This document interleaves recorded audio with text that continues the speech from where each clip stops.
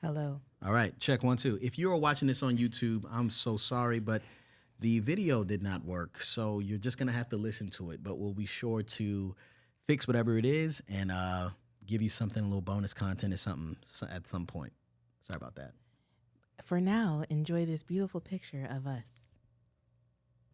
You start. Oh, I start. Yo.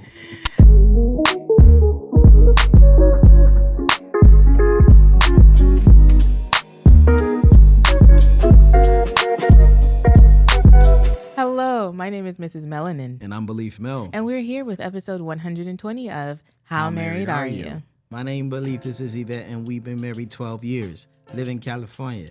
Got four kids. Relationships are scary, and it's very necessary that we share our love or struggles, and we ask, How married are you? Every week on a Thursday, shawty. If you're listening, you're in your wedding party. It's okay if you want to put your hands up. We got the questions, you got the answers. It's chocolate baby we have story answers. time. Chocolate baby story time. It's chocolate baby story time. 1, 2, 3, and...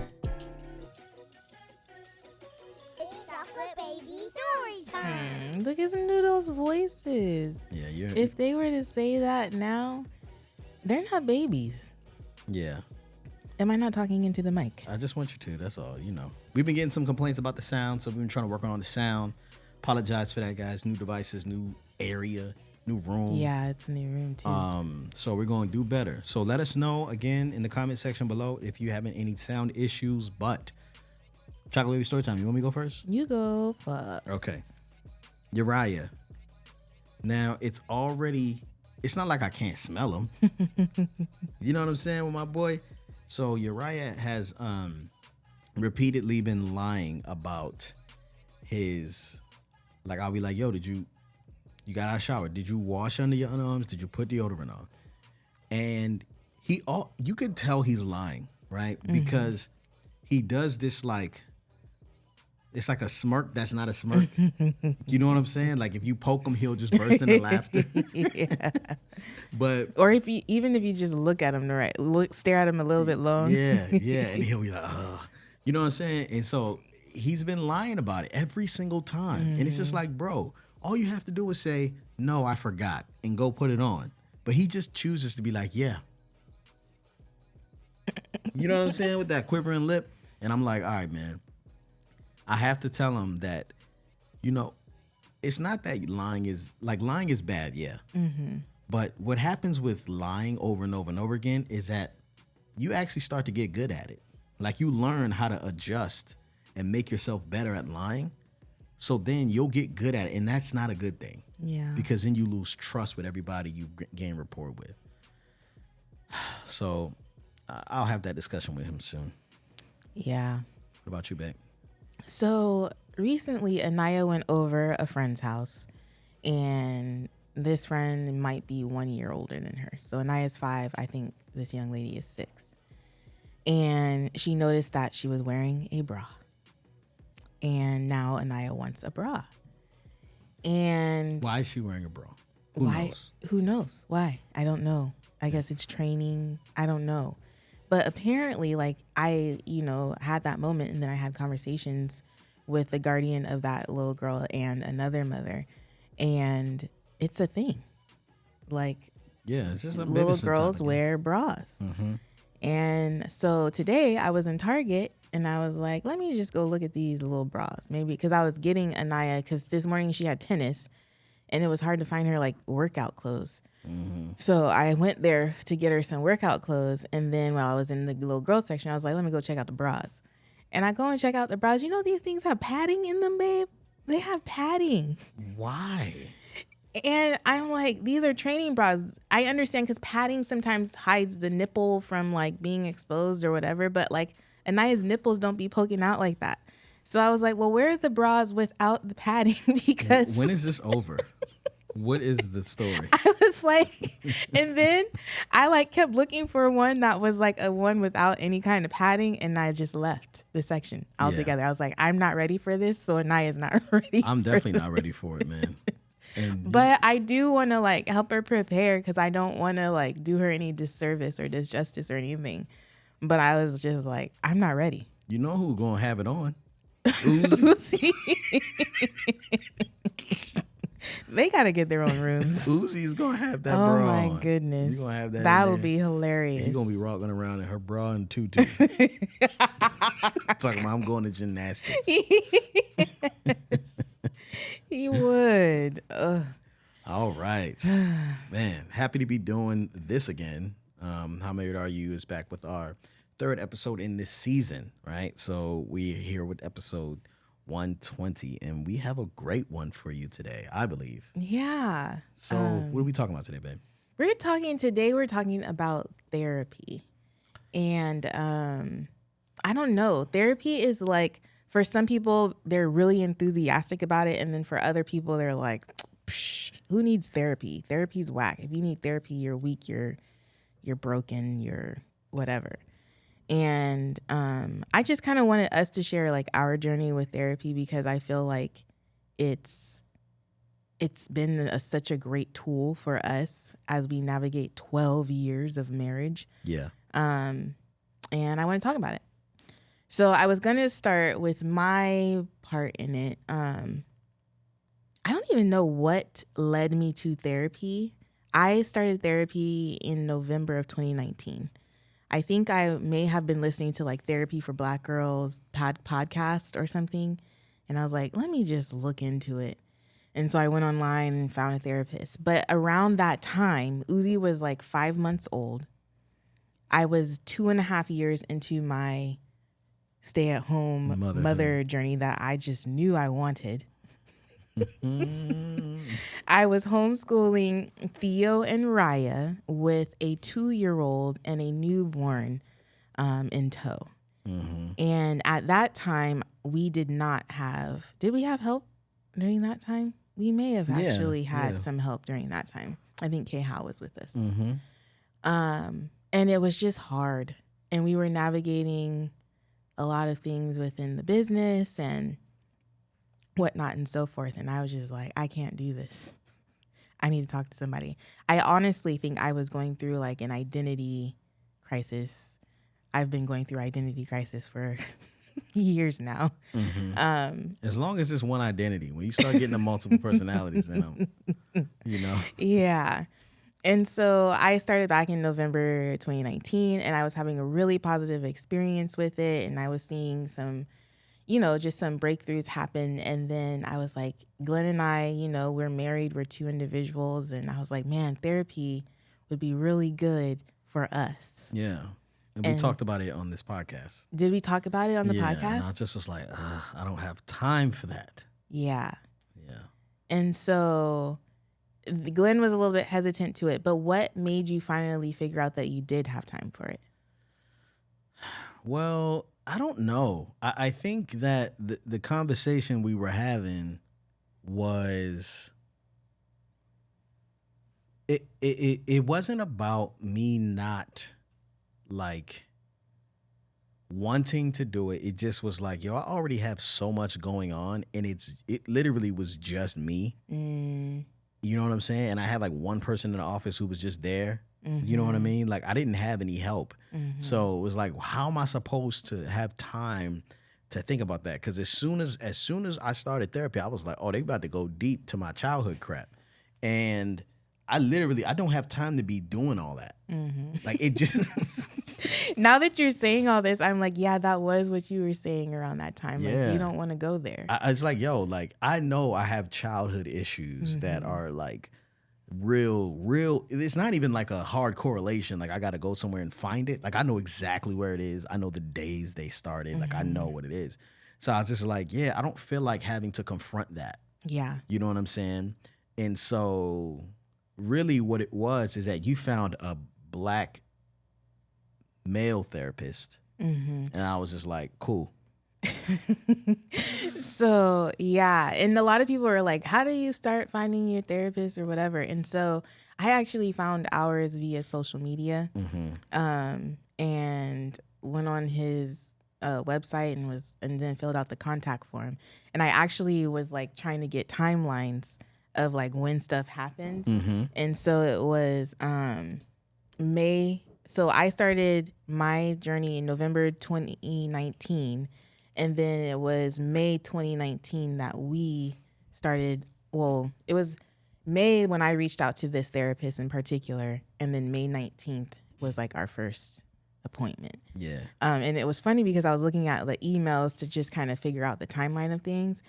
And the first appointment that we were supposed to have, you weren't available. And I was like, I'm so sorry, my husband's not available. But at this point, we're desperate.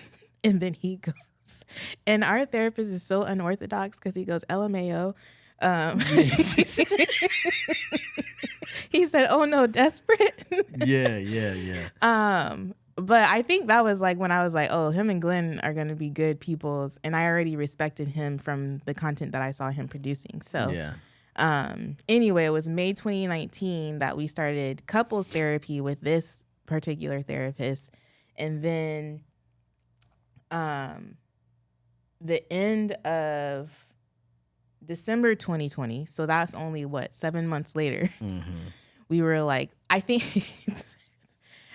I don't know if what was it? It was like we were realizing that you had some deep stuff that you needed to work through because I was already doing my part with my therapist.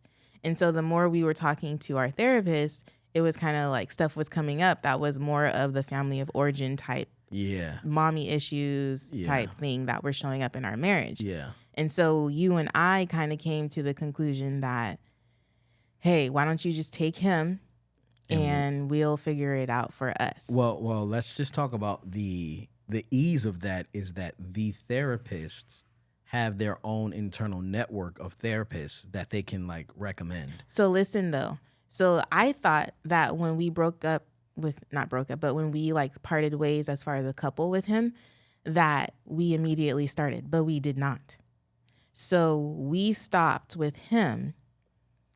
And like you started with him January 2021 solo. Yeah. And then it wasn't until February that we reached out to him for a new therapist. Yeah. Because we were like 2 months gone and we're like, we can't make it.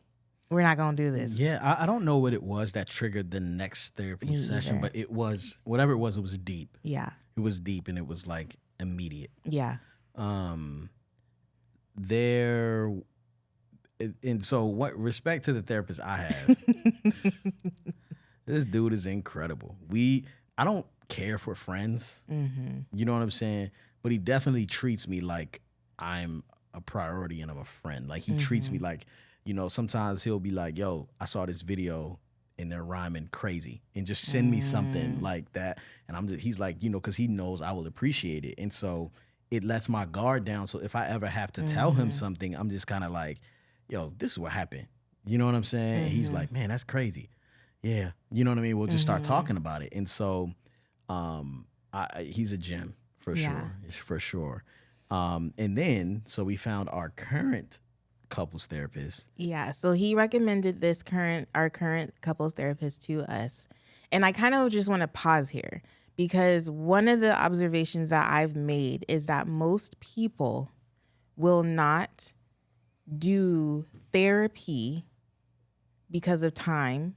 I want to talk specifically about couples therapy. A lot of people will not do couples therapy because of time and resources. Like they can't afford therapy. It is expensive. It is expensive. Disrespectfully expensive. And when you are like us and you don't necessarily have insurance, like the traditional insurance where it's just like a $20 copay or whatever the copay is for that type of thing. And what I'm finding too is a lot of therapists are actually not even taking insurance anymore. Excuse me. But what I will say is that, so like we are kind of an anomaly. This is one of the things, and I don't know why, because I don't necessarily think that we could afford it either. No. Does that make sense? Yeah, I still don't know how we afford it. I don't know how we afford it. I think it's one of those things where we decided this is an investment that we want to make and the Lord just kind of keeps providing. even like with our current couples therapist, if we go over and she sends us that extra like invoice for that extra 30 minutes, I'm like, dang. Yeah, she don't play around She with does that. not play around. Our new couples therapist is amazing. Yes. She's incredible. But she gonna get her But coins. she do not play around. She do not play If we go around. 15 minutes over, best believe we'll get that invoice. And I was telling, like, last time we were in a session, and Yvette was just kind of quiet. And it's like, okay, we were going from like 5:30 to 6:30, and Yvette started crying at 6:29. And she was like, No. Yvette, it seems like you're holding in something. And I was like, I'm fine. Leave me alone. Yeah, we don't have enough time for that. She's like, no, we got time. And she stayed silent. And I get to see her counting the Oh my dollars fly gosh. out by the minutes. Oh. And I was just, and Yvette, I was like, you should have cried earlier. When we got the notification after the appointment, I was like, see, this is why I didn't want to go there. Yeah, you should have. And he was like, you should have cried earlier then. I was like, I can't control my emotions. Yeah. It was, but this is the thing. One, it's like, it's an investment. It is.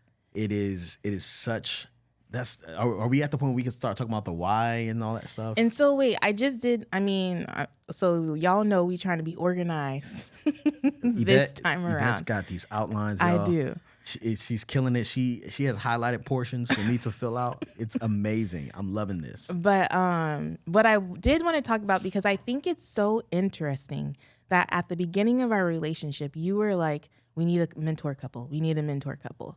And when Glenn initially said that to me, I was like, no, we don't. I don't want to talk to nobody. Da, da, da, da.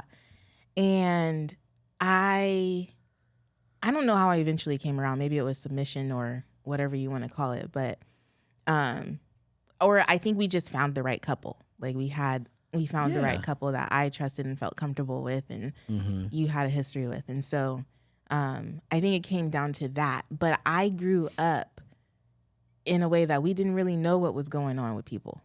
It's not until my adulthood that I really started to figure out, oh my goodness, y'all are not as picture perfect as I thought you were.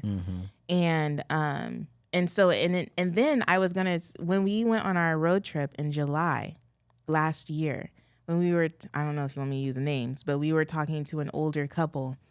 Okay. And they're like, what, 70? Yeah. In their 70s. And the husband was kind of like, yeah, we just didn't talk about stuff. Like even to each other. Yeah. And you most definitely didn't talk about it outside of your marriage. And he was kind of, I don't know if he was giving us kudos or not for. Yeah, he was just kind of like, it was more like an observation. Observation. He's Y'all like, this generation is different. Yeah. And so it was just kind of a thing that we didn't grow up seeing our parents work it out. But it's interesting to me, too, because I actually did see my parents have a mentor couple. And then I also saw the impact of when, like, the man of that relationship passed away, and what was, like, it seemed like there was a void for my parents. Like, I definitely saw a difference in how they navigated certain situations or whatever.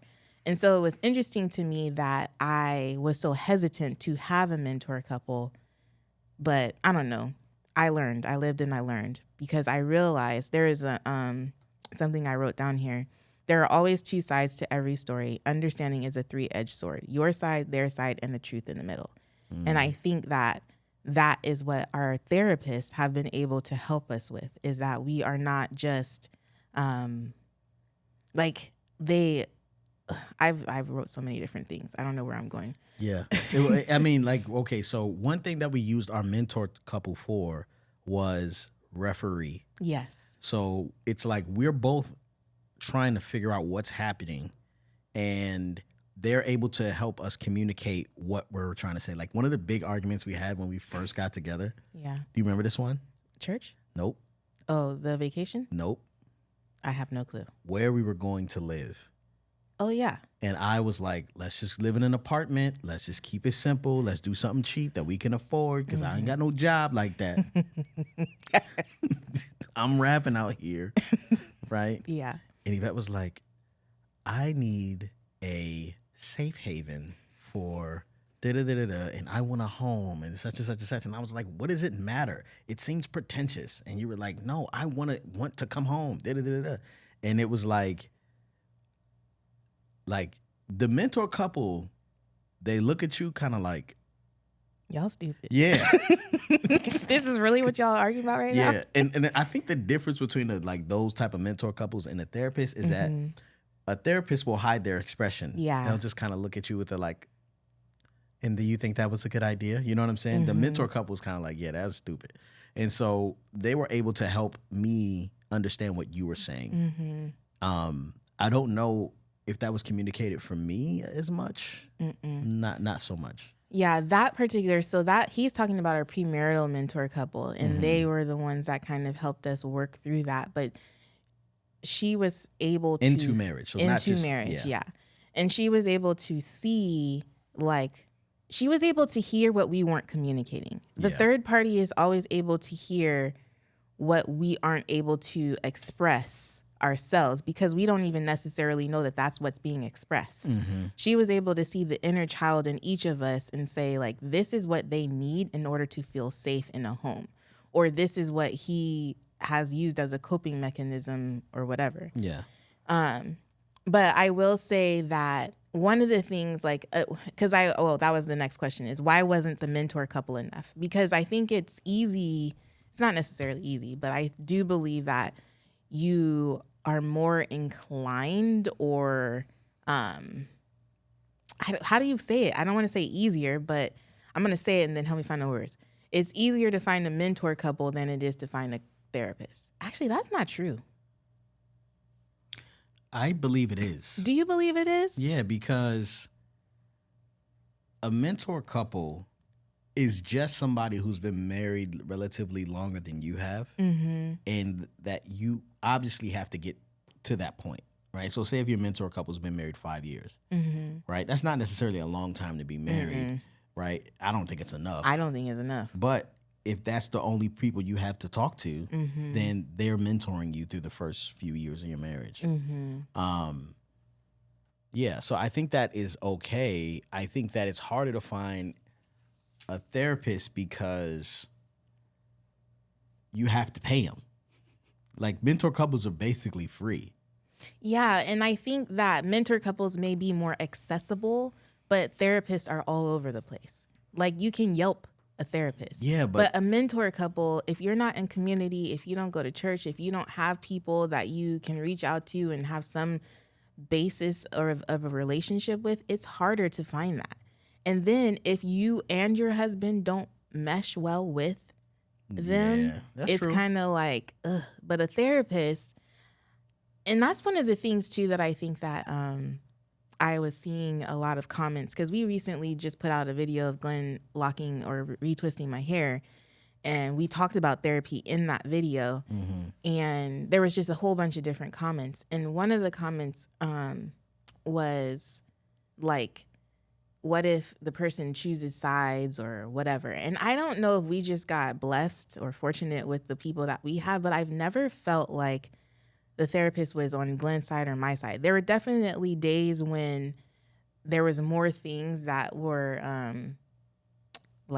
ooh, Yvette, you need to work on this, or Glen, you need to work on that.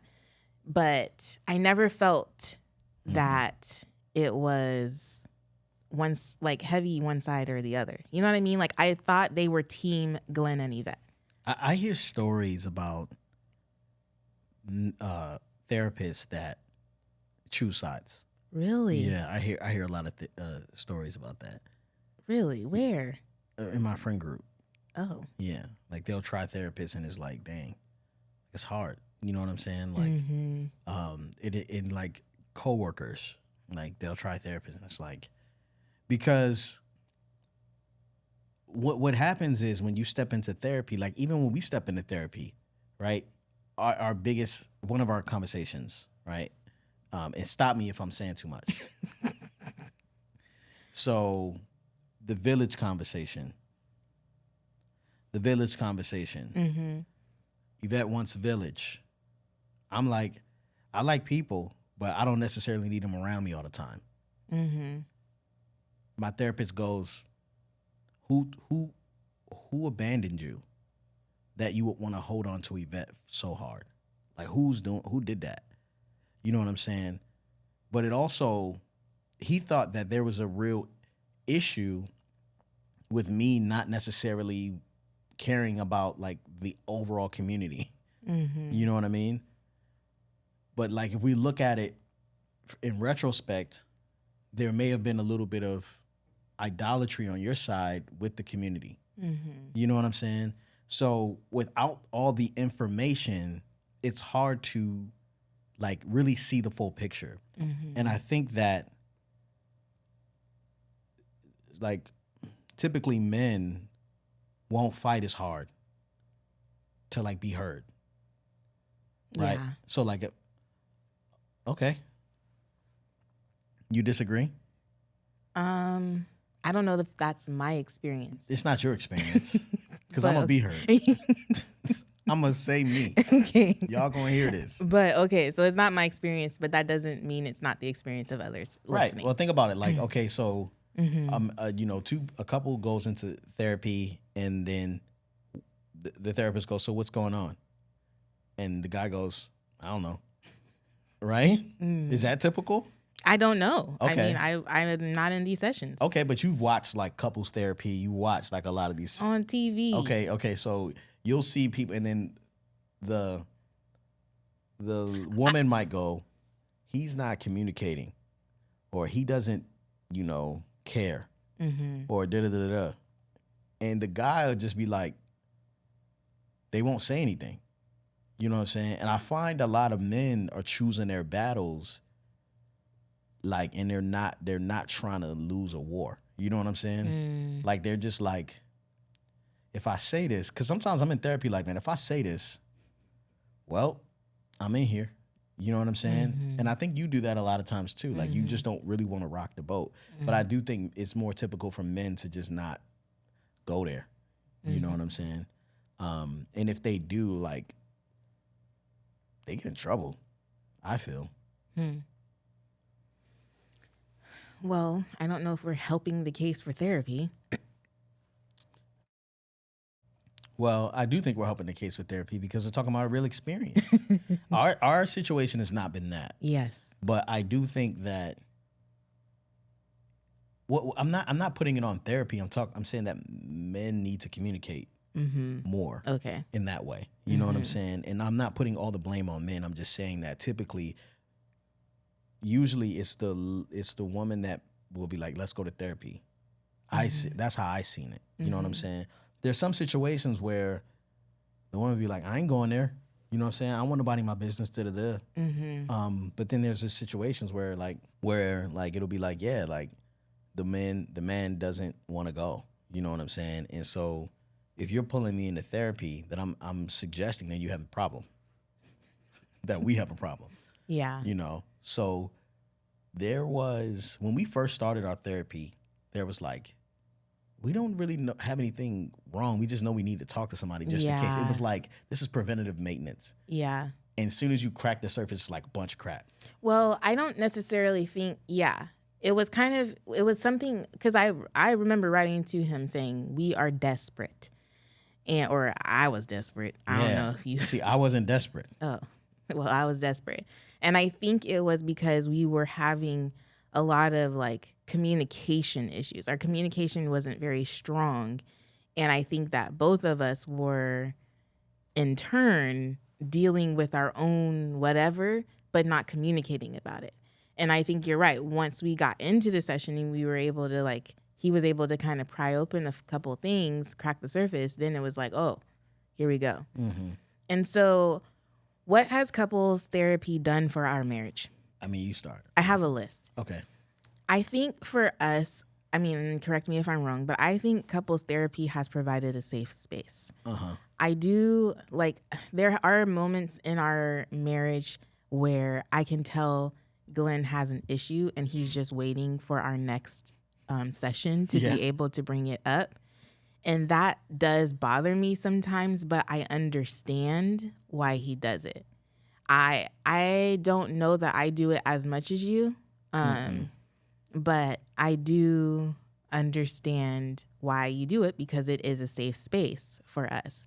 And we know, and I think when we are in our sessions, we know that everyone's goal is to strengthen our marriage and to equip us with the things necessary in order to be able to like continue to build on a strong foundation and make it to death do us part. Yeah. You know? So I think that therapy provides a safe space, because sometimes when you are trying to talk through issues on your own, you guys aren't able to hear things, which takes us into the next thing. I think that therapy, do you want to say anything on that? I'm sorry, I don't want to. No, I think you covered that well. I think that therapy gives us a voice. And what I mean by that is sometimes like I can say something and then Glen receives it a certain way, and then our therapist will be like, I don't think that's what she said, Glen. Yeah. This is what I heard when I heard her talking. Mm-hmm. And even though I didn't say it with the language that she said it with, she now has used language that I can align with in order to communicate whatever it is I'm trying to express to Glen. Yeah. And that works outside of the session. So now Yes. we'll be like, XYZ, right? I don't like this, and this is what I'm saying. Da-da-da-da-da. Now, what did you hear me just say? Yeah. And it kind of goes back to Brene Brown's, the story I'm telling myself is. Yeah. But like, what did you just hear me say? Mm-hmm. And you'll be like, this. And I'll be like, that is not what I said. Let me say it again differently. Yes. You know, and so our conversations will be a lot longer because we'll be trying to decipher the meta messages, which is a vocabulary word that we learned in therapy. Yeah. Or the dialect that we're speaking, right? Because we're speaking the same language but different dialect. And we're communicating like our hearts is just from our heart. So it's like it's like, you know what I'm saying? It's like you can't see it. You can't really get the real messages out. Yeah. So therapy has definitely given us voice and vocabulary. Yeah. What's number 3, babe? You just said that. Oh. He gives us voice. And I think in the last point that I had was that it points us back to the truth. I think that sometimes we can create narratives in our heads and in our hearts that are just not the narrative that is being communicated to us from the other party. And with therapy, he has helped us in the past get to the truth. Yeah. Like we are on the same team. And I think like a lot of people know that, but even still, when you're dealing with certain issues in the moment, it don't feel like that. It feels very hard. And yeah. Yeah, and I think that in the beginning where the couple therapists, well, the mentor couple felt more like a referee, it's kind of elementary because we're on opposing sides and they're trying to help us see each other's point or whatever, right? And often after the mentor couple, I often felt like there was a winner and a loser. You know what I'm saying? Yeah. Where the therapist serves as kind of like an assistant coach, right? Or like somebody who's like supporting the team to get the victory. You know, in our sessions with our therapists end with closing. Oh my goodness. Closing, closing rituals. Yeah, and sometimes that stuff just be getting on my nerves. After we've finished arguing, crying it out, and just angry, red. Even when we have those, because not every session is like that, but when we have those sessions, she's like, turn to your partner, hold hands and tell them one thing that you appreciate about them. Or one takeaway that you're going to take away from the session, and then at the end, you have to embrace. Yeah. And then she'll be watching you, and she'll be like, that don't look like a real hug. And the cool thing about our therapist is she has had us like pray for each other, and we didn't even like ask for a Christian therapist. It just happened that way. That in and of itself has been a blessing too, because there's like a level of accountability to our faith and the truth that God speaks over us. So, Yeah. yeah. Been very interesting. Do you want to get into this comment we got? Okay, so we got a comment. Sorry, I had to lift up the paper. We got a comment on that video that I was talking about where Glenn was doing my hair. And this young man said, I don't even know if he's young or old. He but probably not. I mean, who knows? he said, I don't get why people need a therapist because I was taught to have my chin up, chest out. And if there's a situation, then you got to deal with it head on right then and there, which made me independent and less gullible to the BS and the people that do go to therapists. Just be sitting there paying people to crying and complaining about their lives like that's going to solve anything. But I guess that's just me. And there's like no commas and periods in this. That's why it was. Yeah. And Glenn, my husband, he did a really good. I should have put your reply back to him. The reply was sweet. It was thoughtful, but I like how you said, have your chest up, chin up.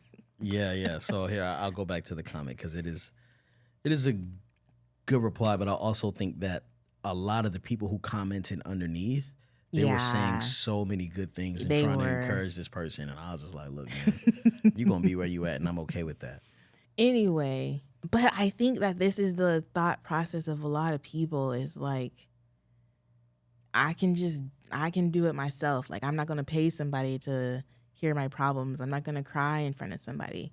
But I think sometimes we need that outlet or that help in order to navigate our feelings and emotions. I don't think those are things that we are supposed to do on our own at all. Yeah, and I think it's delusional to believe that you just going to figure it out on your own. Yeah.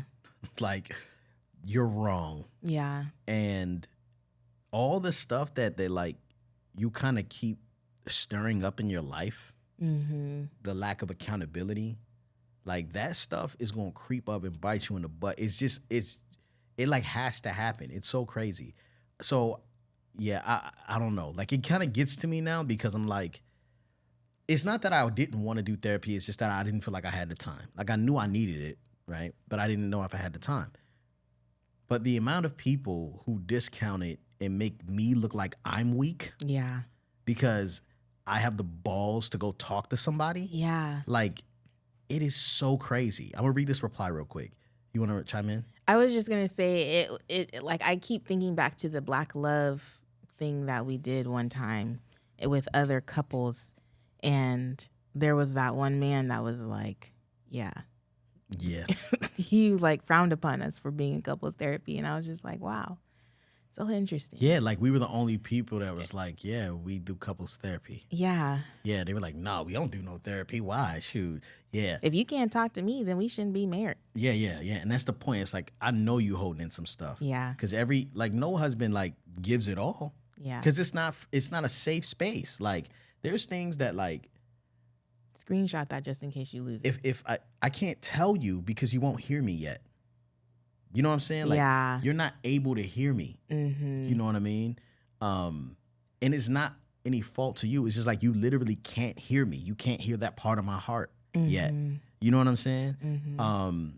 And the therapist will help you get there to seeing the heart of this issue. So I responded to this guy. I said, you don't get why you need therapy, and that's cool. Therapy makes you more acceptable of things that you accepting of things you cannot control, but it also helps you become understanding of others' decisions, which makes sense why you have an opinion about something you've never experienced. I used to be anti-therapy too, more because I didn't have the time though. Good for you though. Keep your chin up and chest out, but make sure you protect your neck as well, because when the relationship starts to crumble, that's exactly where it's going to hit you. So basically, I don't know why I said that. He's so petty. I need to really just stay out of there. Out of the comments because he never responded, and I know that he's a fan, but I don't care. I don't be caring. He cares, y'all. He cares. Don't leave. No. Understand something. Okay. If you belong here, you belong here. We good. But if you hit me with some like craziness, like I'm gonna hit you back with the truth, right? And really don't care how it makes you feel. But if you're gonna leave, that's okay. I'm okay with that. Everybody. You sounded when we were first dating. Oh my gosh. Well, I'm more so that now, right? Yeah, 100%. I'm saying like when we were dating, you were like, if you ain't for me, then the Lord got somebody better. 100%. Right. Mm-hmm. There's nobody better though. I know, babe. I know that to be true. I didn't see what's happening out here in these streets. Lord Jesus. So, I think the encouragement to the people that are kind of on the fence about therapy, is that you don't get to control where your crap leaks out, right? It may not spill all over your plate, but it's going to hit your children. It's going to hit your niece, your nephew. It's going to hit somebody else adjacent, right?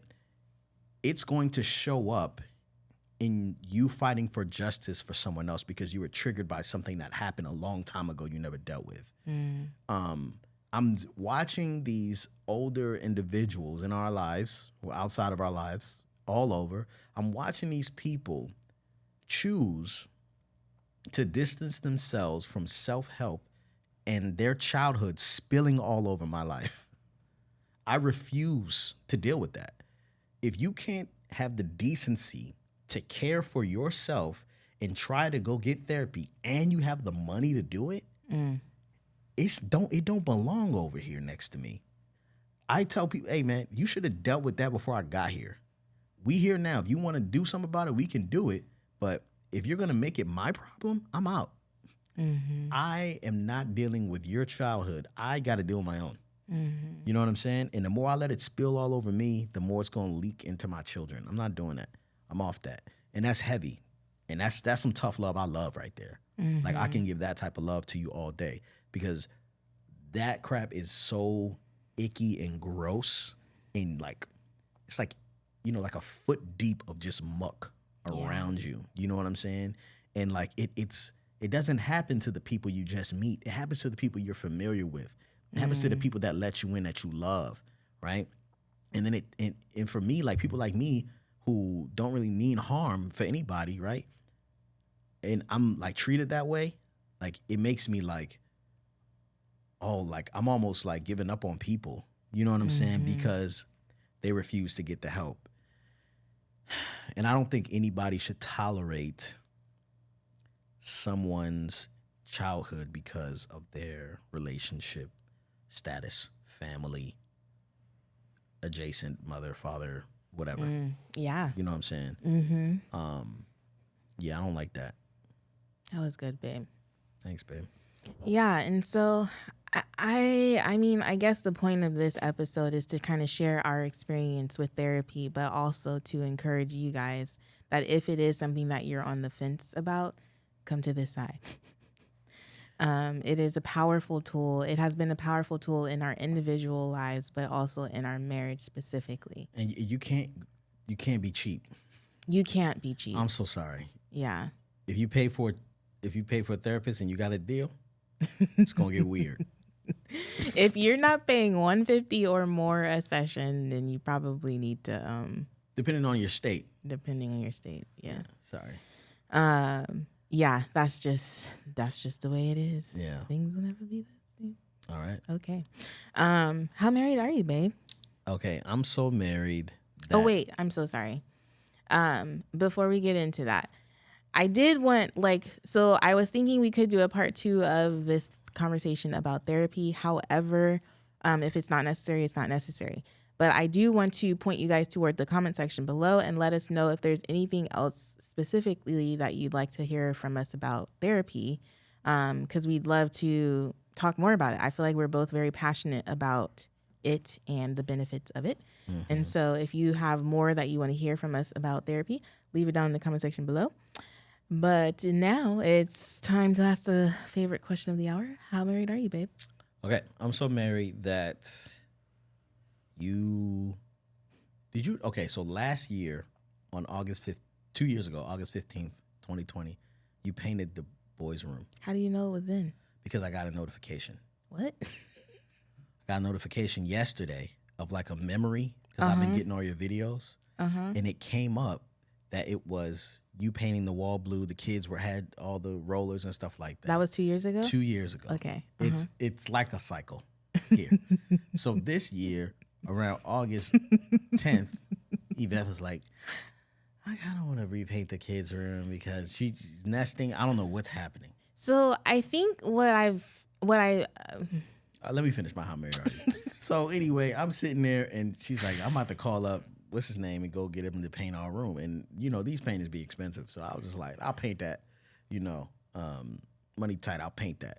So then she's like, no, I'll just go ahead and get the guy to do it. I'll push the beds in. And I was like, nah, I'm gonna do it. I'm gonna do it. And he's on his sick bed, mind you. Yeah. I was sick.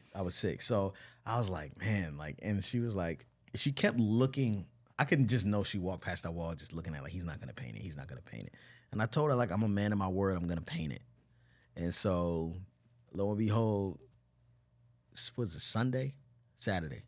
This weekend, I don't know. I painted the boys' room. Yeah, it was Saturday. I painted the boys' room. One color was gray. The other color was beige. And I did a decent job. I did a really solid job. I give myself, if I had more time, if you didn't take me to the... Don't say it. You ain't take me to that place. You know what I'm saying? You ain't take me to that place. All of our kids and all of us to that place, we should not have been there. That'll be another How Married Are You for another time. Oh, my gosh. Okay. I would have finished it. I would have finished it. The way you just turned your head and looked at me was kind of creepy. But that whole spot was creepy. But anyway. I hope none of them watch this and know what we're talking about. They don't watch it. They didn't know who he was. Oh, my God. So anyway, I painted the whole room, and I thought that was pretty solid to me. And I even, I finished it, and I put the kids. I still got to put some of the stuff away, still at the top of the stairs. But yeah, that's how married I am. So, babe, how married are you? I'm so married that in the wee hours of the night. So Glen on Tuesday mornings, today's Tuesday. On Tuesday mornings, he wakes up and he goes running with his friend. They work out afterwards, whatever. Well, last night, Lily, our dog, was like barking. And Glen went downstairs to let her out.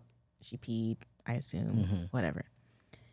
Then he like puts her back in her crate, comes back upstairs, gets into covers, and she starts barking again. And in my head, I'm like, what the heck, man? What's going on? But I was like, you know what? I'll go do it. So I said, no, you stay right here. I know you got to get up in a couple hours. It was a couple hours. It was a couple hours. I'll go.